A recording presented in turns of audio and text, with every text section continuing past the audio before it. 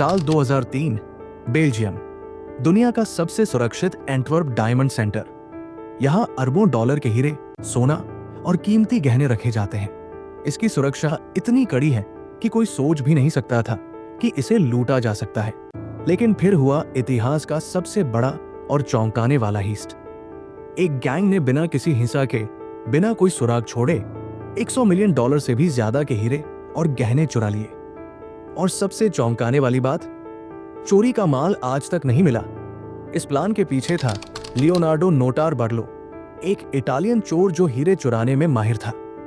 लेकिन इस बार उसने कोई साधारण चोरी नहीं, बल्कि इतिहास की सबसे चतुराई भरी डकैती की योजना बनाई। लियोनार्डो ने सालों तक एक डायमंड डीलर बनकर एंटवर्प डायमंड सेंटर के अंदर काम किया। इस दौरान उसने वहां की सुरक्षा व्यवस्था, कैमरों और अलार्म सिस्टम का गहराई से अध्ययन किया। इस चोरी में लियोनार्डो के साथ और लोग भी शामिल थे, जिनमें थे द लॉकपिक मास्टर, जो किसी भी ताले को खोल सकता था, द अलार्म एक्सपर्ट, जिसने सेंसर और कैमरों को बेकार करने का तरीका निकाला, द इलेक्ट्रिशियन, जिसने सुरक्षा सिस्टम को हैक किया, द सेफ क्रैकर, जो सबसे मजबूत तिजोरी तक पहुंच सकता था। चोरों ने चोरी से पहले इसकी पूरी योजना बनाकर एक नकली वॉल्ट तैयार किया था। उन्होंने एक पुराने गोदाम में वॉल्ट का हूबहू मॉडल बनाया ताकि वो असली चोरी को पूरी तरह से अभ्यास कर सके। लियोनार्डो ने महीनों तक डायमंड सेंटर के अंदर आकर वहां के सुरक्षा सिस्टम और वॉल्ट की बनावट का गुप्त रूप से अध्ययन किया। उसने छुपे हुए कैमरों से वॉल्ट का वीडियो रिकॉर्ड किया और एक अंदरूनी व्यक्ति से भी जानकारी ली। इन सब जानकारियों की मदद से चोरों ने वॉल्ट की बिल्कुल सटीक नकल तैयार की और चोरी से पहले कई बार इसका अभ्यास किया। यही वजह थी कि असली चोरी के दौरान वो बिना किसी गलती के इसे अंजाम देने में सफल रहे। एंटवर्प डायमंड सेंटर की तिजोरी 13,000 volt electric door, motion detector, 100 million codes वाला लॉक और इंफ्रारेड सेंसर से सुरक्षित थी। इसे खोलना लगभग नामुमकिन था, लेकिन लियोनार्डो की टीम ने इस नामुमकिन काम को भी मुमकिन कर दिखाया। 15 फरवरी 2003 शनिवार की रात एंटवर्प डायमंड सेंटर की सड़कों पर हल्की हलचल थी, लेकिन डायमंड सेंटर के अंदर चोरी छुपे कुछ लोग घुस आए थे। लियोनार्डो को पहले ही डायमंड सेंटर की एक ऑफिस स्पेस किराए पर मिल चुकी थी। वहां से वो अंदर बाहर आता जाता था, जिससे किसी को शक नहीं हुआ। गैंग ने डायमंड सेंटर के सीसीटीवी कैमरों को जाम कर दिया ताकि उनकी गतिविधियां रिकॉर्ड न हो। लियोनार्डो के पास सिक्योरिटी पास था, जिससे वो बिना किसी परेशानी के अंदर पहुंच गया।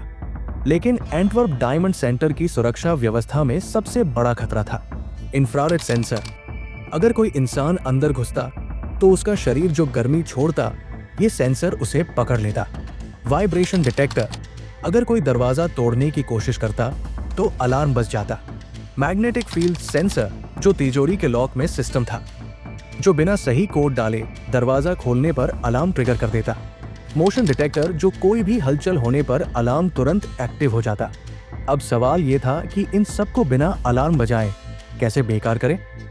गैंग के एक एक्सपर्ट के पास एक अविश्वसनीय आइडिया था, हेयर स्प्रे। उन्होंने सेंसर के लेंस पर हेयर स्प्रे की परत चढ़ा दी, जिससे वो कोई भी हीट सिग्नल पकड़ने में फेल हो गया।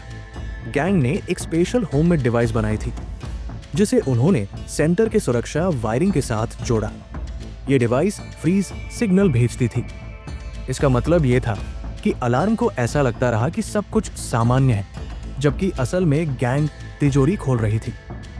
लेकिन अब उनके सामने सबसे बड़ी चुनौती थी तिजोरी का दरवाजा, जो कि 13,000 वोल्ट इलेक्ट्रिक लॉक से सुरक्षित था। तिजोरी खोलने के लिए गैंग के पास एक नकली चाबी थी, जिसे उन्होंने महीनों की मेहनत से तैयार किया था। लेकिन असली चैलेंज था तिजोरी के अंदर लगे मैग्नेटिक फील्ड और सेंसर को बंद करना। गैंग ने थर्मल ड्रिल और स्पेशल इंस्ट्रूमेंट्स का इस्तेमाल किया, जिससे उन्होंने चुपचाप चुंबकीय लॉक को खराब कर दिया। अब दरवाजा खुल चुका था। उन्होंने तिजोरी के अंदर कई घंटे बिताए। इतने समय में गैंग ने 160 में से 123 अलग अलग लॉकर खोले, जिनमें अरबों डॉलर के हीरे, सोना और पैसा था। गैंग ने एक एक करके लॉकरों को खाली किया और हीरों को बैग में भरना शुरू किया। चोरी के बाद उन्होंने बड़ी चालाकी से सभी सबूत मिटा दिए, यहां तक कि सर्विलांस टेप भी साथ ले गए। जब तक किसी को शक होता, वो चोरी के $100 मिलियन के हीरों के साथ गायब हो चुके थे। सुबह जब गार्ड्स आए तो तिजोरी टूटी हुई थी, लॉकर खाली थे और किसी के पास कोई जवाब नहीं था कि ये कैसे हुआ। ये इतिहास की सबसे सफाई से की गई चोरी थी। हीस्ट के बाद गैंग ने चोरी किए गए हीरों को अलग अलग छिपा दिया और अपने उपकरणों, दस्ताने और दूसरे सबूतों को नष्ट करने का फैसला किया। लेकिन गैंग के एक सदस्य ने बेवकूफी भरा फैसला लिया। उसने चोरी के दौरान इस्तेमाल किए गए सामान से भरा एक बैग बेल्जियम के जंगल में फेंक दिया।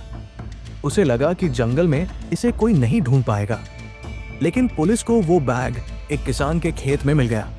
ये बैग गैंग की सबसे बड़ी गलती साबित हुआ।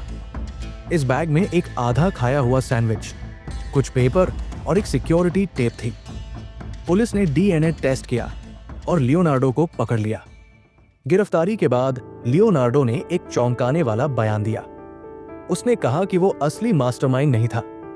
उसने दावा किया कि वो सिर्फ एक डायमंड डीलर था जिसे हीरों को बेचने के लिए हायर किया गया था।